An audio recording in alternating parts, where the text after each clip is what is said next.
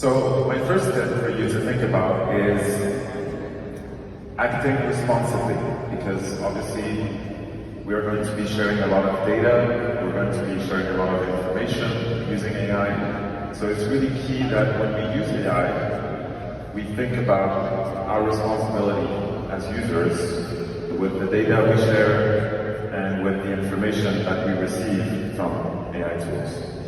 So the first idea is to ensure transparency. So we have to be clear with our team members how we use AI, the responses we get from AI, and the decisions we make with AI.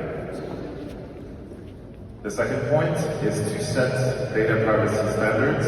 So this sounds a little bit like extra work, setting up rules, but we have to avoid sharing personal data. We have to avoid sharing personal preferences, email addresses, anything that basically could be leaked and could create a certain sense of damage.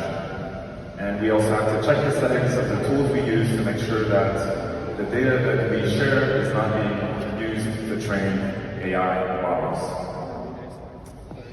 The third point is to identify and address bias, because there's always going to be bias in the answers we get from AI. So if we say, for example, what does a specific person looks like, sometimes we might get very stereotypical ideas from these AI tools. So we have to consider how the data is representing the people that we want to mention when we use these tools.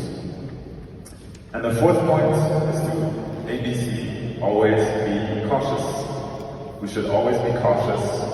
And we have to limit the likelihood by asking more detailed questions to these AI systems.